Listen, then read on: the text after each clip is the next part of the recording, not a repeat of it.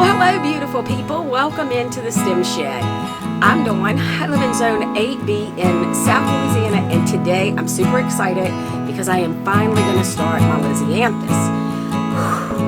Y'all, you know, lisianthus takes a long time. I am fortunate that I live in a zone, in an area of the country where I do have an extended grow time. So last year, if you watched my video, I struggled with the lisianthus. I mean, I started a couple of hundred. By the time they got out into the field, well, by the time I got them to harden off, I had 50 left. By the time they got into the bed, I had like 15. Now, on the upside of that, I am still got some that are still blooming. Like, out of the 15, like 7, I just keep cutting and they keep coming back. So I'm just enjoying them personally. But it does tell me that I can grow them here. I've just got to get the germination part down. So with that said, the other thing that I did was I did buy some plugs. Not a whole lot. I think maybe 3 trays. I don't know. I have to go back and look. I'm on the fence if that's what I'll do again next year. So we'll see how this year goes. But I have been reading and studying up, and so I am going to give it a good try. The goal will be to get about 600 of them seeded today, get them under the grow lights, keep them inside for about 2 to 3 weeks. Hopefully by then the high tunnel will be in a space where I can just move them out into it for them just to kind of harden off and live in there. If not, I'm just going to put them on the back porch where I put all of my other stuff to harden off, and I will just leave them. So that's the experiment this year. The other things that I'm going to do is I'm going to do some in soil blocks. So I'm going to soil block some. I also am going to do a 128 tray and a 200 tray. So the biggest issue with lisianthus is because it takes so long. It's going to inside. They take up a lot of real estate. And so, you know, I just have these 2 shelves. Plus, I have to get all of my cool season other flowers started. So we're just going to try it. That's all we can do. It may mean later down the line I add another shelf and another set of lights. I don't know yet. I'm going to have to weigh it out and just see what works and what doesn't. The other thing that I'm trying, thought I had it closer. I purchased this Grow More mini wand from Johnny's. I actually just saw it on the website, so I'm going to attempt to use it. I've never used it. Everything I did start reading about it once I got it in was it takes a little bit of practice. But you know, the lisianthus seeds are really small. So I am going to start. Yeah, I'm sorry. I thought I had everything like within arm's reach, but evidently not. So what I'm starting today is the Echo, and I'm starting pinks and purples in those, and then I'm also starting a mix of ABC in group 2. So that's my goal to get these started. Now I do have several hundred of the group 3 that I also need to start, but for all purposes and intentions today, it's going to be these. So let me get this set up, and then let's practice with this wand and see what happens. All right, folks, I apologize for this wonky camera angle, but you know, just got to make do. So this is the 200.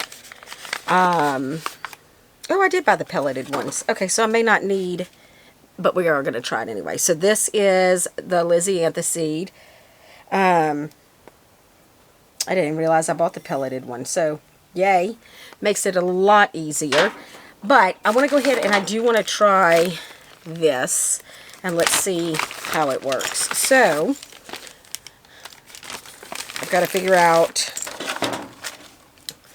which tip to use. Oh, these are interesting. I wonder. So I need a tip that's just a tad bit smaller than the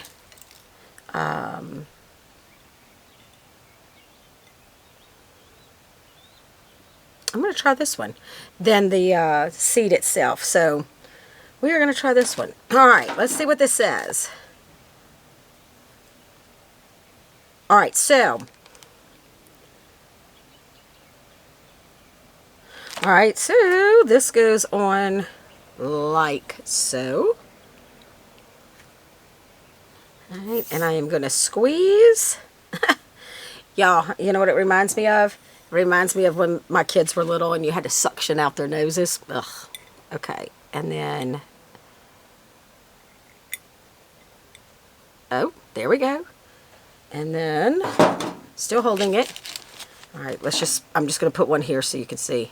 Oh, can you see that? Yeah, it's so tiny. Okay. So let's see if I can, yeah, it's going to take some practice for sure. Oh, got to be careful when you like, well, they got dirt in it. Okay. Oh, sweet. Okay, a little bit of practice, and the hardest part, truthfully, is getting it attached. So let's see if you can see this.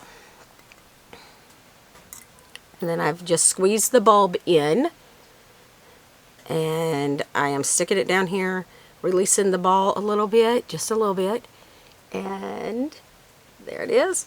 And then I'm going to bring it over here, a little squeeze. Ta-da!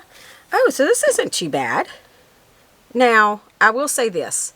So I have a, as I'm sure most of you do, I do have a, I don't use a toothpick. I know a lot of you use a toothpick. I will show you what I've been using. Hold on, let me grab it. So this thing has served a lot of purposes. Yep, it's from my silhouette that I got years ago. Normally I will put a little bit of water. I have some right here. I'll just get it a little damp, and then I will simply use that to pick up a seed. Now see this one? And then the only thing is it doesn't come off really well, and sometimes the pellet, if it's pelleted, the coating will kind of almost melt. It'll start disintegrating because of the water on the tip of that. So because of that, I'm almost really kind of digging this. I've just got to get better with it, obviously. I mean, but I like it. Y'all. Okay. I think, y'all don't quote me. I think it was around $30 maybe.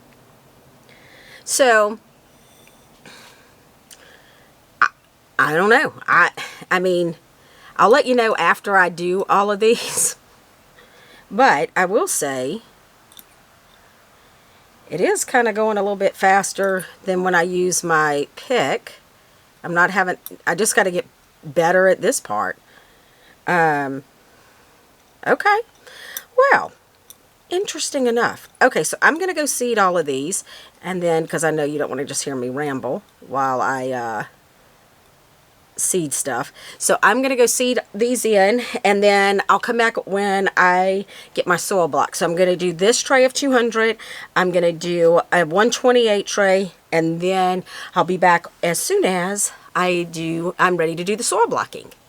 Okay, folks, I have both of the trays done, the 200 and the 100. I have a few of the purple Echo left over, so I am going to soil block those really quick. Using the same medium that I used for the trays. This is actually just 6 cups. I'm going to add 2 cups of water to it, and we'll see what that looks like. This is just, I mean, cheap thrift store find, dollar find. Thrift store. I like using a potato masher. If you've ever watched Lisa Mason Ziegler, it's what she uses. And I will tell you, so much better than a spoon. I like the way it mixes. So, and I'm able to mash up any big lumps or anything that I had. So, the peat moss that I had this last one, I did sift it. I normally sift it to get rid of the big chunks. But for whatever reason, I still see a bunch that must have slipped through that I didn't get out. So, anyway, I like to get a good wet consistency. I was like when you were a kid and you made mud pies. So I just kind of eyeball this. I did a cup, well actually 2 cups of water. And then I'm going to mix it. And we're going to make our soil blocks. So let's see how that looks. Yeah, these are just, I use these jugs. These were just recycled jugs that I had from something else. That's what I used to go get. We have rainwater that we use, that we catch off, that we collect. And so I just fill those up to water in here. Now, easy enough to do this. You are just kind of applying some pressure and getting it in to each hole. That's it. And I'm going to do it right here so you can see. And I am going to do, I probably have about, you know what, instead of this big one, hold on. Let me use, because I think I only have about 60 of the, of them left, 60 seeds left. So I'm going to use my new trays. These are new trays that I ordered. Perfect for like 60 for 3 soil blocks. So here we go. Ta-da! And so I'm going to do 3 of those real quick. I also kind of, once I get it in and filled, I rub it across the bottom of the container just to help pack it in a little bit. And then, so that was what, 2, so that was 3 cups of mix. I can do a couple of hundred, but all I need is like 60 for this. So let's move this, and here are the pellets again. Move that so you can see. I may have to adjust the camera again. Sorry, guys.